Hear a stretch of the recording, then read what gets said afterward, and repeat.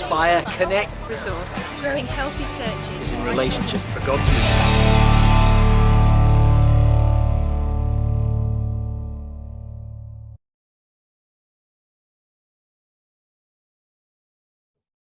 Thank you, Ruth, so far for all your energy and effort and everything that you shared with us so far. We're looking forward to this next session, so I'm going to hand back to you. Thank you. Thanks so much, and thank you folks for your questions and comments. It's lovely to feel part of you. You're right up there at the top of the League of Associations for how many people you've got at a Leaders Day in the middle of a Zoom challenging life, so well done. I'm going to try and talk a little slower. Sorry for those who found it all a bit fast, but just a plug, if you've missed any of it, it is in the book, Slow Down, Show Up and Pray, which you can get from any bookseller, and there's also, that's part of the Big Church Read that's on at the moment, so you can get some resources to go with it that are free on the bigchurchread.co.uk website. There's another little ebook called 5 Ways to Inner Wellbeing, which just is £1.99, and it's only available as an ebook, as a Kindle. So you could get that, and it just goes through the prayer habits, the prayer rhythms, and the stuff about the cup. If you're interested in the journey with the cup and what that was all about, please look at a book called The Cup of Our Life by a lady called Joyce Rupp, R-U-P-P. She is remarkable. It was not my idea, this cup thing, and that's a 6-week journey in inner well-being, all based around the cup. The Cup of Our Life by Joyce Rupp. You can get that as well from booksellers. So let's do some stuff about what Renew Wellbeing looks like. So just to finish off that bit of story, set up Renew 37 in September 2015. We had a wonderful time. It's just been very slow growing, but very, very healthy for the church. More people came to faith in the year after we set it up, even though the idea wasn't, it wasn't that. The idea was to be there, any faith and none, no proselytizing, cafe area. Then there was the prayer space and the working with the mental health services that I'll go into in a minute. But what happened was people encountered God for themselves. I'd had a little clue to this. Let me just tell you one little story before I go through this. There was a lady in our church who very sadly was a single mom dying of cancer. And she invited me to her home, where she'd gathered a few friends to pray for her. And they were having a little Bible study together. She'd just recently come to faith. And I was the leader of the church at the time. So they thought if they had me in, they'd have an expert there. Little did they know. Anyway, we get in this room together, and she is very poorly indeed at this point. And her mum has come to visit. And her mum is this lovely, fierce Welsh lady who had been brought up as a Welsh Baptist, enough to put her off God forever. Sorry, Welsh Baptist, but there you go. That's happened sometimes to some of us. And she said to me across this room, I've lost one daughter to suicide. I'm losing another to cancer. Where's your God now? Now go on, where's your answer for that? Well, I had none. So this is before we set up Renew. I just said, well, I don't know. So what I'm going to do is do my meditation that I normally do, and I invite you all to do it with me. So a friend had said to me, if you go to a drowning person, take something that floats or they'll pull you under. And my something that floats are these habits with the Psalms. So we sit in there, we've got our cups of coffee, it's a coffee morning, there's all these women, imagine this very fierce face looking at me. And the meditation of the day happened to be, you are my stronghold. So we all sat there, and I left the quiet far too long because I thought, I can't open my eyes and look at this poor woman, I've got nothing. You are my stronghold, Lord, you are my stronghold. Do you know, I opened my eyes and she was crying her eyes out, tears running down her face. She came across the room, she got hold of me, she said, he's my stronghold, Ruth. What had happened? In that silence, in that moment of prayer, God had spoken with her, because whatever I'd have said might have been really stupid. And in that moment, I realized if we could share our habits of prayer, if we could share our places of prayer, if we could share our habits of being human together, actually there'd be peace and love and light within it, and it wouldn't need to do us harm. So let me just share with you what we came up with. I say we came up with. I constantly have to try and work out where this all came from, really. So I'm just going to come back to that. Oh, no, I'm going to come back to this at the end. Renew Wellbeing was based on this little place, Renew 37, which is on a high street in West Bridgeford in Nottingham, if you know it. It's a bit of middle-class suburbia. There's loads of churches. There's loads of cafes. Didn't need another church building. Didn't need another cafe. I was leading a church without a building. We've been part of West Bridgeford Baptist Church back in the heyday in the 80s, where we planted 7 congregations, and I was leading one of those.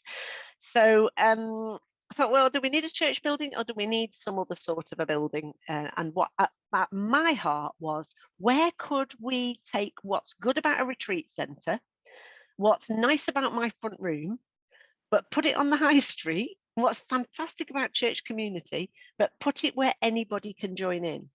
So I've since learned this can work in your church building. It doesn't have to be a pretty tea shop. But what we had was a place called Tiffin Tea House on the high street, where the ladies who ran it are what I'd call people of peace. So you know that language from Luke 10, where they weren't Christians, but they were spotting people who were lonely and asking me to talk to them as the minister who lived around the corner. So I had this kind of chaplaincy in a tea house. I mean, someone has to do it. It's a hard job. They did really nice Battenberg. So this place next door came up for let. And they said to me, out of this relationship, would the church consider taking on the lease with us? So we share this property. So next door is a tea house, is a coffee shop with nice cake. And this place looks like a cafe, but it operates like a shared front room. We're not actually serving anything. We're not serving tea and cake. We're encouraging people to use the local businesses. What we're doing is saying, if you want to stay all day with your 1 cup of coffee, you're welcome to stay here. And what we did was we put out activities that were good for well-being. We brought our own stuff from home. You know, I'm doing a jigsaw, I'm painting some stones, I'm doing a bit of crochet, I've got some furniture restoration on the go. Whatever we had going on that we could share, we brought it to this space. And then so did other people from the community. And very slowly it grew into this cafe style shared front room sort of space that's very, very easy to run. No, very simple to run. Simplicity is not easy. It's quite hard, actually, to keep it simple. Anyone's welcome. Bring a hobby, share a hobby. No proselytizing, no them and us. It's just a space in which to be human together. And attached to this space, at the back of this space, you can see through the window, is a prayer space of about equal size, where the door is left propped open. But if anybody goes into the quiet room, we call it, they're going in to be on their own. They don't want bothering. So you just let people either be on their own or in company. And having the choice of the 2 spaces helps people to come even if they're anxious. Then at various points across the session, we just pause and say, we're going to do our prayers now. You're welcome to join us if you want to. So we do that one I did with you earlier on. We do that first thing in the morning. Then a pause at lunchtime, and we do the Lord's Prayer by pausing after each line. And then end of the session, examine. We rewind the session and be thankful and let go of what's not ours to carry. Now, these simple prayer rhythms were my own prayer rhythms, but then was able to share them in a shared space. Now, I thought what was happening was every single church needed a nice place on the high street that they shared with a tea shop where they had the open all day. What God has shown me since is the principles are be present, show up when you say you're going to show up. We would say at least 2 hours a week. That was pre-COVID. So I'll talk about COVID in a minute. So show up when you say you're going to show up.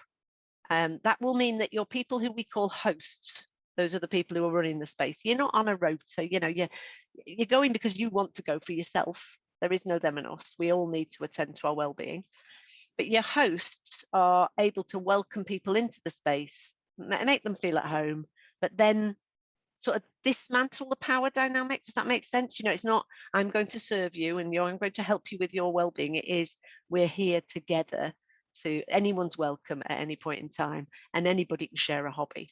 Very simple, very beautiful, I have to say. I love going. If you can create a space you want to sit in, that you would like to do your hobby in, there's your rule of thumb. If you don't want to be there, why on earth would anyone else want to be there? So make sure the place feels lovely. Now, you can do this in a church building. You can do this outdoors. You can do it in a library. You can do it in a garden centre. We've had all sorts since then. But this one, 4 days a week, 9 till 3, it's still open 5.5 years later, 4 days a week, 9 till 3. And that's a sort of, I think, a little bit of testimony to the the simplicity of it. It's sustainable.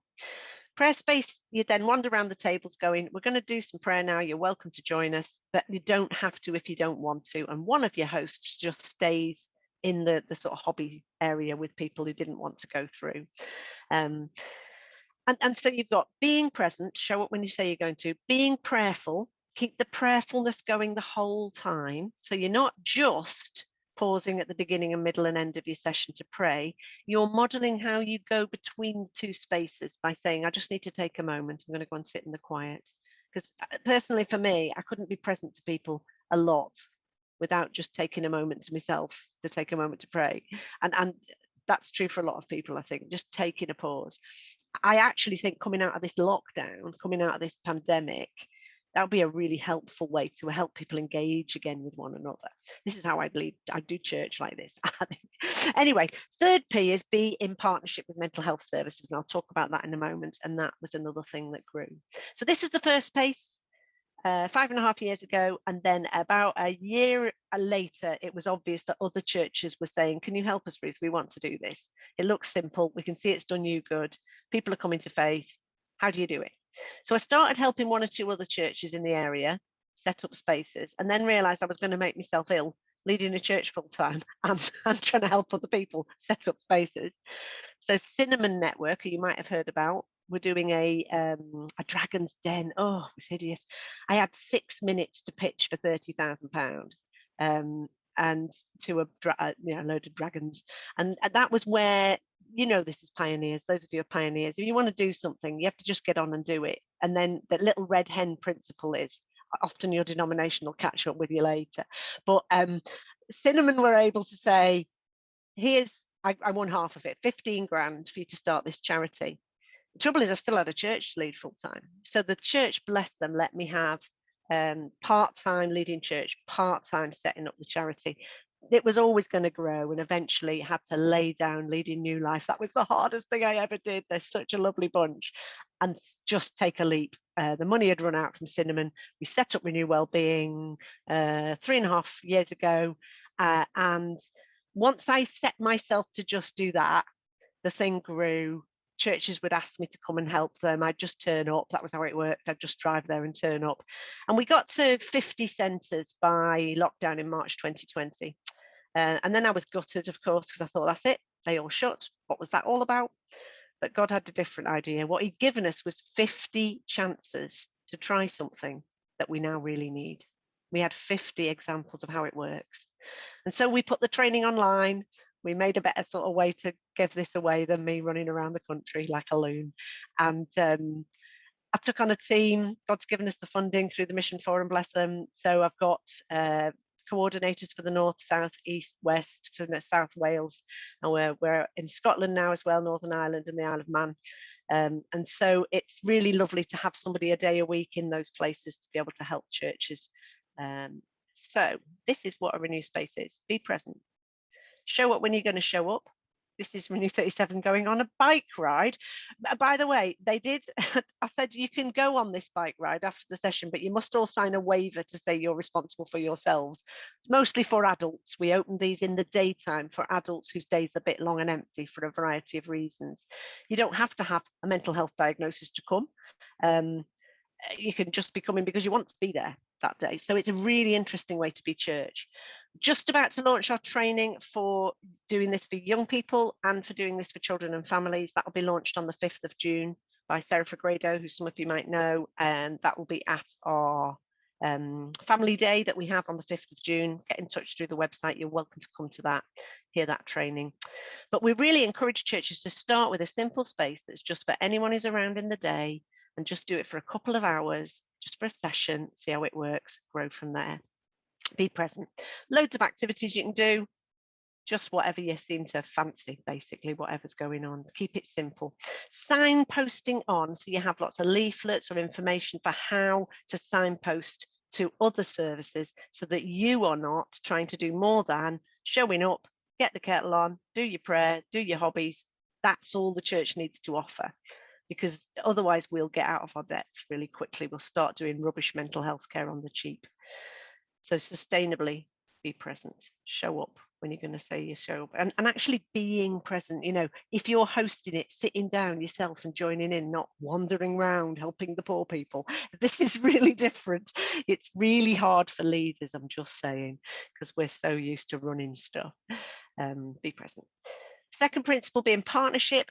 Get a working relationship going with your local mental health services. That takes some time, it takes some commitment. It takes 1 or 2 members of your team to commit to just having a meeting maybe once every 6 weeks or so with someone that God has brought them into contact with. Pray about it. There are people out there in mental health services wanting to be in touch with community groups, but not knowing how to find them, wanting to know what's safe, particularly after this pandemic.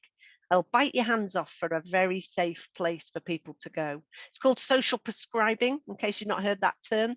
Doctors are socially prescribing people, friends.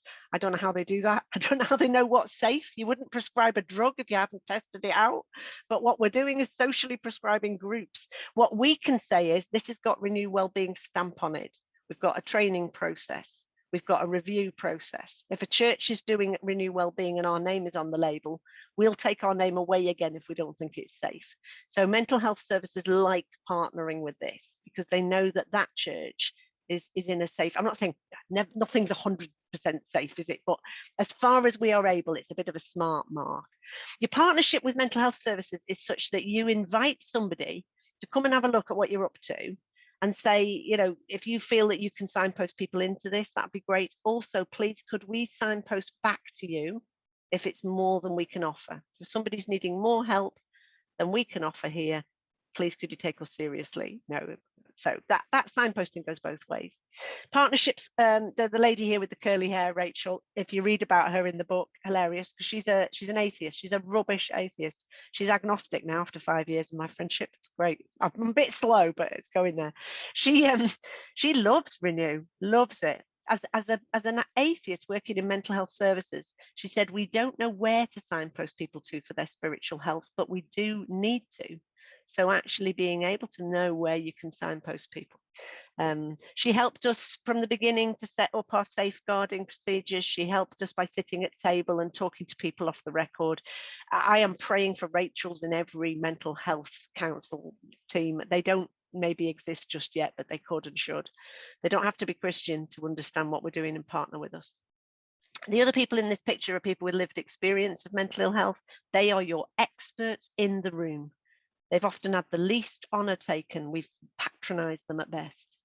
In your Renew space, the people who have the poorest mental health, they're the people who know the most about what's needed. So honour them, listen to them. Don't put too much pressure on them, but really, honestly, right from the outset, ask them what sort of space would work best. Also partnerships with local businesses, honestly, whereas before as a church, people might misunderstand what you're doing. The minute it's about mental health, everybody understands the language of wellbeing. So if we could adopt this language of wellbeing, which as I've pointed out is the language of the gospel, we'll get better communication with our partners in our towns. We don't need to do it all ourselves, folks. We're the church, not the Fourth Emergency Service. Just having a space that's safe, you know, somewhere that we're being honest, somewhere where we're being together. Mostly what people just need is somewhere to belong. Now, of course, COVID, it's messed with us, hasn't it? We've started being present on Zoom screens and we've worked out a way to do that safely so people can join you who are new and who are anxious. So all of that training's on our website about how to set up a Renew Zoom. It's not great, it's better than nothing. In fact, we came up with a new motto. At the moment, our motto is quiet shared spaces where it's okay not to be okay. Under Zoom, it was out is better than nout, which if you're Yorkshire, you'll know is just do something, it's better than nothing, because people are so lonely. So we're now going for, in England, so you guys, you can do support groups in person for up to 30 people now. We would suggest 15 is safer. You're dealing with people who are anxious, you want to make it super safe. Still socially distanced, still mask wear, to move around the space, try not to serve food and drink, but it is possible to start these spaces as soon as you're ready, as soon as you feel able, as soon as you feel safe. If you've got outdoor space, brilliant, use those. And we've got all the training and all the learning that we are carrying on learning. We're a co-produced charity, so we keep learning from each other. So if you join in, we'll learn some more. We're in partnership with each other.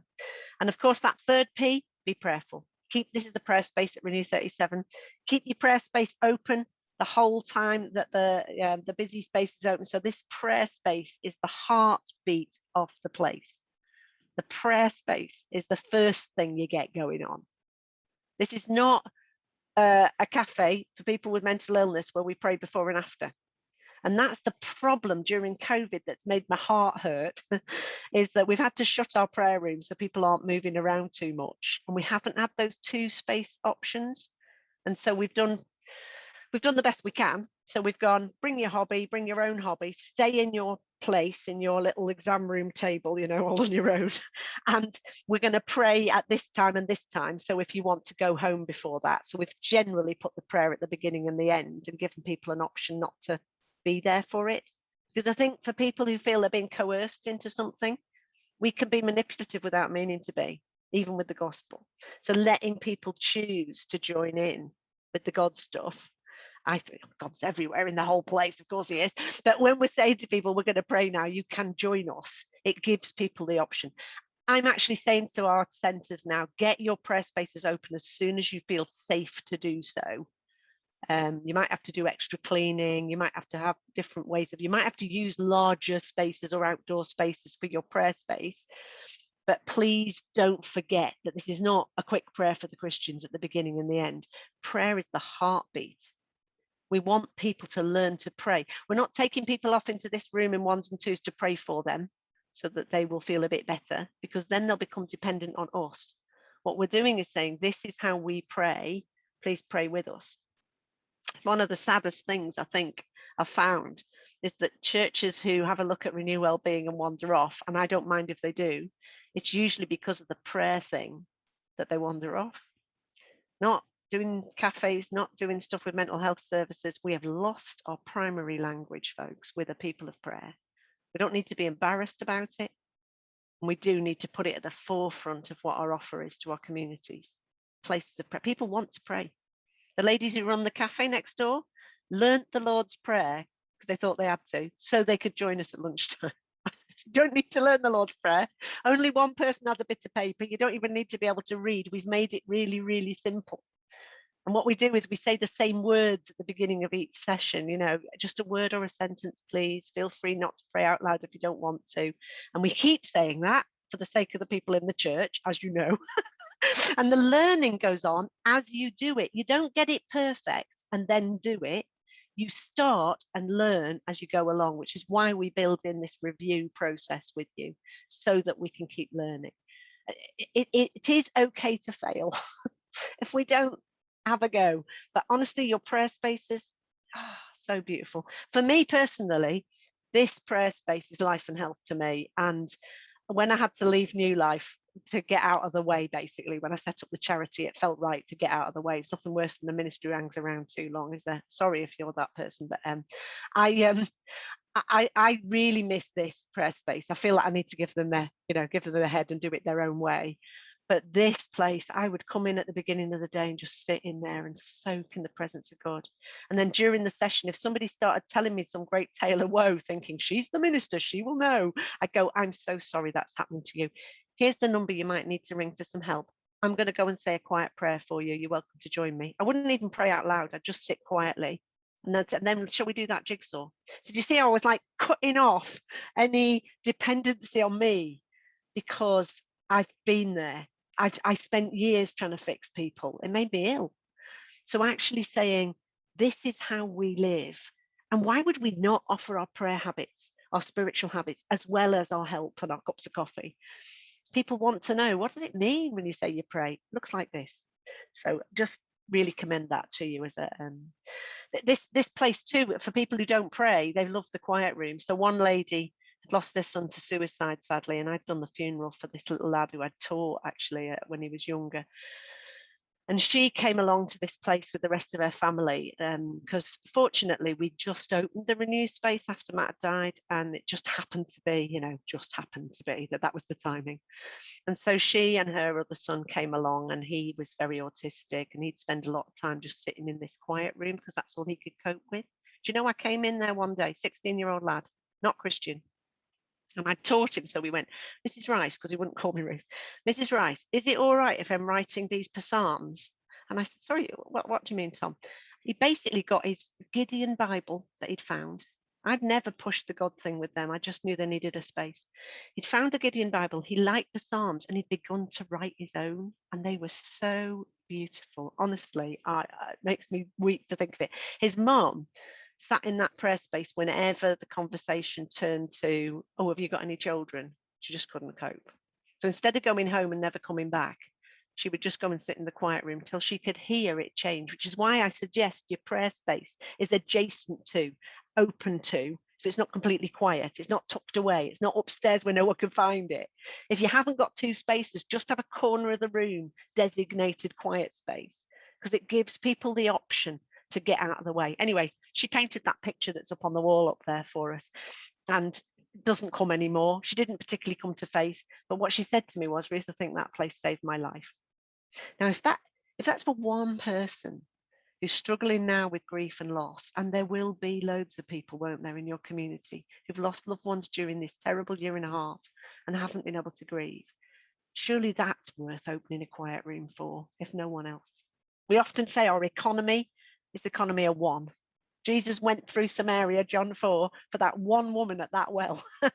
If you need to show up, set this whole thing up, show up 2 hours a week for one person, I'd say that's success. That's in his eyes it is. If you're the one person who needs to be there, it's still worth the space. Be present, be prayerful, be in partnership. So coming into land, I just want to tell you a little bit about how you join in if you would like to.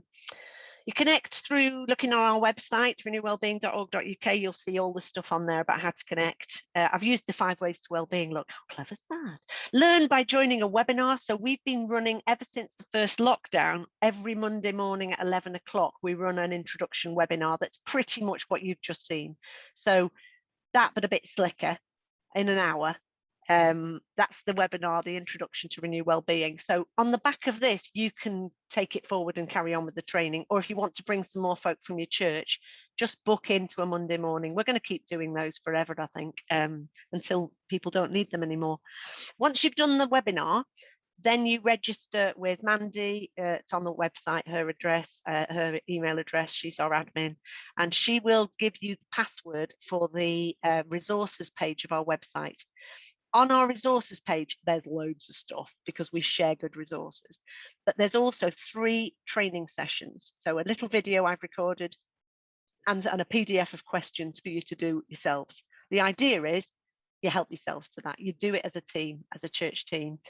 Be present, be prayerful, be in partnership, 3 sessions. When you finish those, if you think, yeah, I want to do this, this sounds like something we could have a go at, then you get back in touch with us through Mandy. She connects you with your area coordinator who meets with just your team in a Zoom meeting and gets you signed up. We ask you to sign an agreement to say that you will keep simplicity going, and we invite you to give if you are able to give, but financially, but you don't have to. We don't buy this stuff. This is what we want to give away, but we are a charity, so you're very welcome to become part of the giving of that. And then we also invite you to be part of our ongoing learning. So for example, I lead prayer every morning nationally on a Zoom at 9 o'clock. You can join in with that if you want to. I have a 11ths every Tuesday on a Zoom. Again, people can meet each other. We've got a family day, they're all on a Zoom at the moment, which means you can join in from anywhere.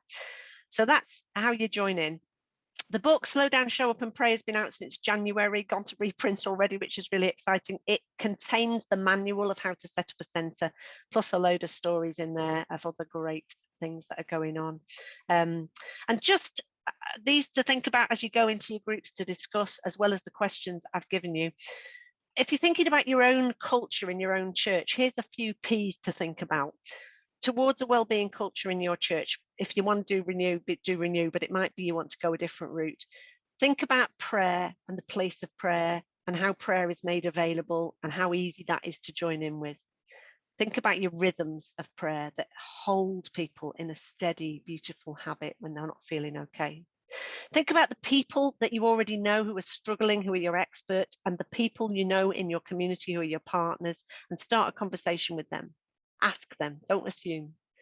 Practices, think about what practices, what habits. So for example, hobbies, what prayer rhythms, what things you want to do together, and then think about the place. So often we put the place at the top. We've got a church building, we need to use it.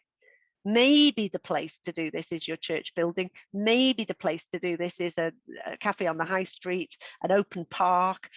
We've got one that's in an allotment. We've got one that's in a garden.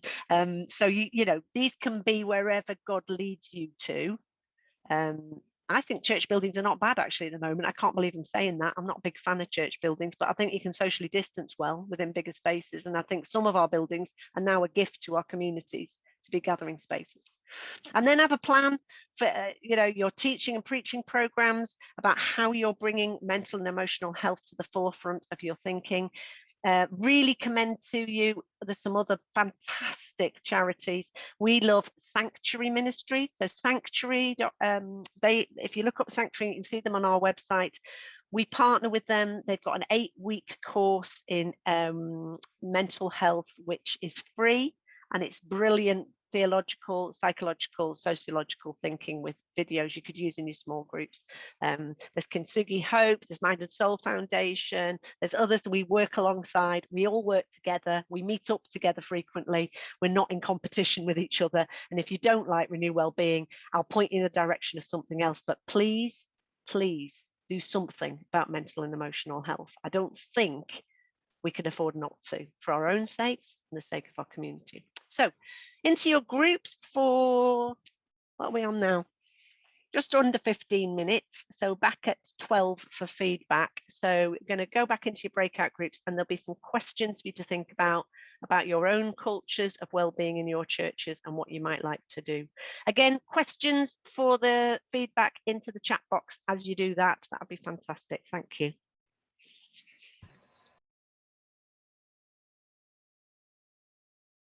Thank you. Welcome back, everybody.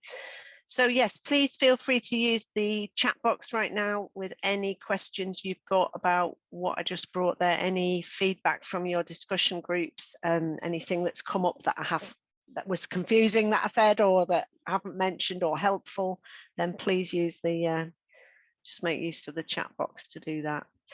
I know it's just one way of thinking about a wellbeing agenda, a wellbeing culture, but it does seem to be the simplest way of showing up.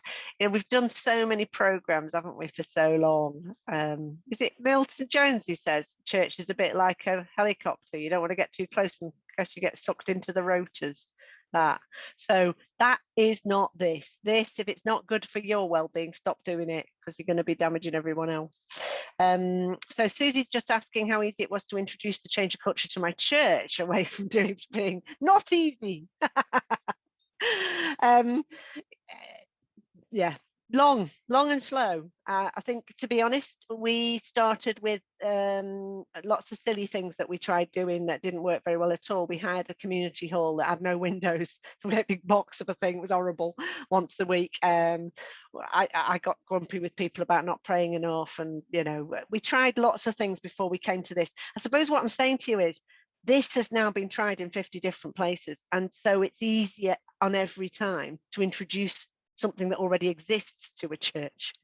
And in terms of change of culture, you don't teach it, you catch it by doing it. So yeah, and I had to live it personally as a leader. They'd seen me ill, they needed to see what well-being looked like as a practice.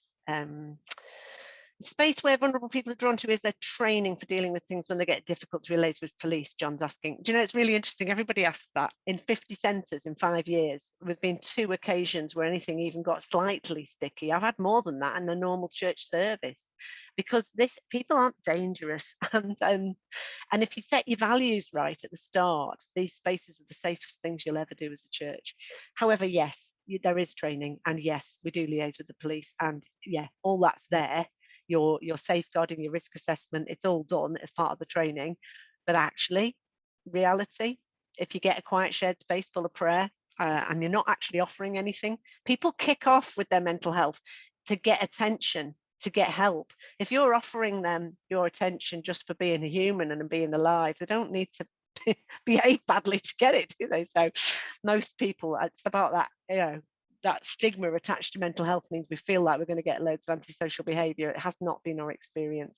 Mental health team, they've been really, our mental health team responded really well to us, but it's taken a long time to build relationship, and then people move on and you keep building the relationship. I think you will get a better co-producing relationship with your mental health services than ever you have in the past. I think they're so oversubscribed, they'll even listen to churches. But if you go willing to learn, not saying, oh, you're doing a really rubbish job here, so I'd like to help you as a church. More, we don't want to get this wrong. We've got it wrong in the past. Can you help us make sure this space is safe? Don't let it get taken over, though, by the way. Don't let mental health services start dictating to you what you do. You set your stall out, decide what you can manage. Make sure you're happy with your language. And yeah, can our encouragement of others sometimes inadvertently put pressure on them? Yes, definitely. That's a conversation for another day, Timothy. I would love to get into that now, but yeah, being careful. Learning to wait for God to do things, spending this time finding out what God's been doing whilst we've been locked. God was not locked down. God, what has God been up to? Phil, brilliant. I was just saying to the team, you don't have to restart everything you had before. Let's listen to what's happening, and which is why I say to you, in my listening, lots of people are not okay, including the church. You can't expect us to suddenly want to come all back in the room and pretend sing jolly songs behind our masks. There's something gone off in us that needs us to respond to it. How did I overcome reticence from those who admit their struggles privately and avoid groups? That's absolutely fine, Jane, because we don't really want people to use this as group therapy. Honestly, I'd rather people go to therapy, and here's a place you can get some help. This is about us attending to our well-being together. It's a strength-based approach. We're not really wanting, if you want to do a group that's more like, let's all sit around and talk about our mental health issues and how they've been difficult, do something guided like a Kintsugi Hope group or something like that. That's a peer support group. Renew Wellbeing is about, I'm so sorry that is wrong with you, but here's some stuff we can do together that is right with you. We're not just our mental health label. So I'm not saying we never talk about what's going on with us, but it's safe enough for somebody who wants to come and not talk about their mental health and just but not be on their own. Your space should be really safe for them. And in some ways, people who overshare can dominate the space, and it's managing them a little bit more.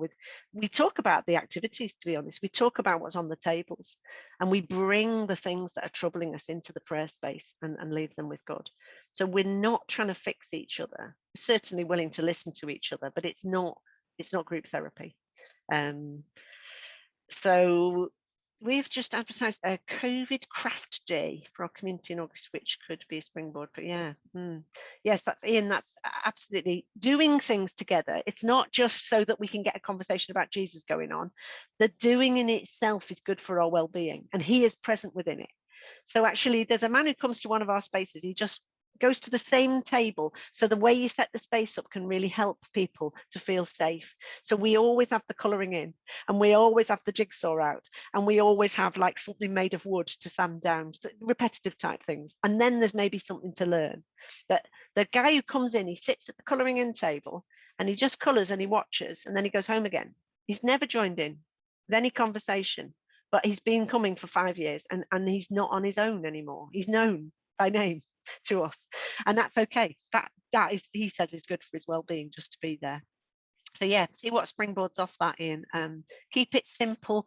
Try not to make it so that it's a big performance. It doesn't need to be. What I'm trying to say to you there with the colouring in and the stuff is, it doesn't need to be, too swishy, really. Should someone turn up under the influence of drink or drugs? No, Elizabeth, I think you best stay home whilst you know. No is the answer to that. And actually, we have that in our values. Sorry if somehow you have. there's a place in the Isle of Man where they were really worried because the place is used for people who are recovering from addiction. And when they're going to the addiction clinic, they're allowed to come even if they're high. And they use the same place to do the Renew, and they were really worried. Do you know the same people come, but when they come to the Renew, they know they're not allowed in if they're high, so they're not high when they come to that. So you just set your stall out. This is what we can, this is how we can keep the space safe for everyone. I'm sorry, not anything goes. So we can't handle that. So you're not going to be able to meet every need all the time. You're trying to keep the space safe and quiet and simple for the most anxious, most isolated. And weirdly, it then works for loads of people. Yeah, you can advertise through any way you like. We just let ours grow quietly under the surface, word of mouth. Some people, so in Chipping Camden, they leafleted the entire town. That can work too. I still think people will come through an invitation. I don't think it's magic, build it and they will come. You know, you need to talk to people. But yeah, your GPs, your mental health services, cafes, they will know where people are feeling a bit lonely, anxious, and they will hold leaflets for you. So yeah, if someone unexpectedly confesses something that should involve the police, had you the same as you would in any other time when you're with other human beings, you should know if you're running any group in any church, shouldn't you, about safeguarding with vulnerable people. So make sure if you're running one of these spaces, you've had sight of your safeguarding policy that your church should hold for dealing with any group. If there's any sort of, you know, confession of something dangerous, or you've got processes for that, you've got named people within your church. This is not different to that.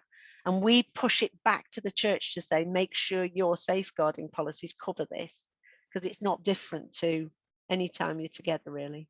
We can help you with that, but that's never happened either. Because it's quite a shared time. You're more likely to have that happen in a prayer ministry type situation, aren't you, in a church meeting? And I don't think we've thought that one through sometimes.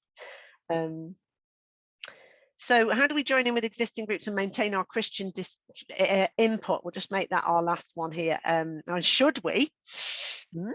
Well, there you are. There's a discussion question from Phil there. How do we join in with existing groups and maintain our Christian input distinctive? Should we? Yes. Salt and light. I mean, I'm just being dead honest here. If we just stay in a little pot because we're afraid of getting you know, everything watered down by other people, then we will not be very salty and we'll be light in a box. Now, I used to carry around with me a box that I opened up, and inside was the cup that I then began to talk about Renew and talked about getting our habits out of the box. And then I opened up the box and it had the 5 ways to well-being on it in the shape of a cross.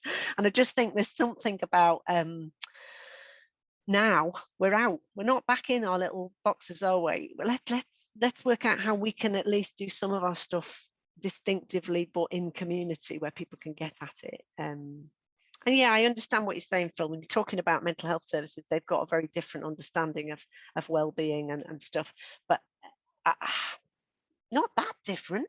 The gospel speaks to everything. Underneath everything is God. I'll bring you to Acts 17 there, actually. When Paul addresses the Areopagus, he uses the language that's already around him.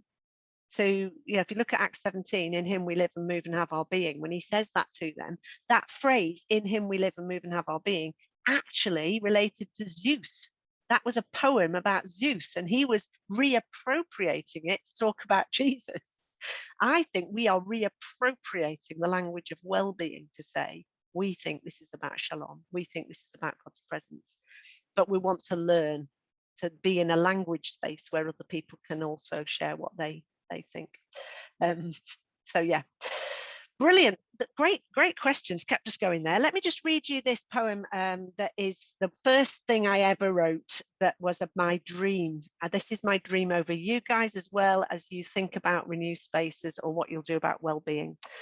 I can see a place where all are welcome, where family is beyond blood, where those who thought they had the least to say, least notice taken, become most loved, most honoured, a place where all seek God, all seek and find his beautiful presence and become viral carriers infected with his sweet love and grace, a place where we all acknowledge ourselves as broken and no labels are necessary other than human and loved, where sin is acknowledged and left behind and sadness is allowed to be what it is for as long as it needs to be, where honesty is a native tongue and being transcends doing, where sitting quietly with yourself and God is valued as much as busying yourself with others, where the other is seen through the eyes of the God who made them and are loved with his compassion, where simplicity, gentleness and joy live, and God is not privatized into meetings, where we become, all of us, young and old, co-creators with him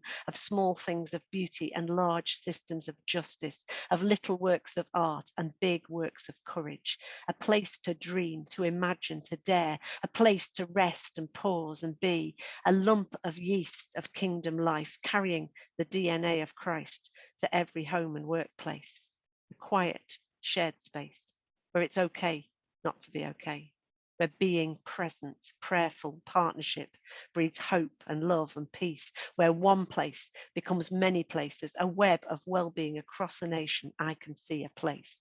Lord, may it be so in the places where we put our feet, that you renew well-being in these days, that shalom would flourish in our lives, in our communities, in our churches. Please, Lord, make it so. In Jesus' name, amen.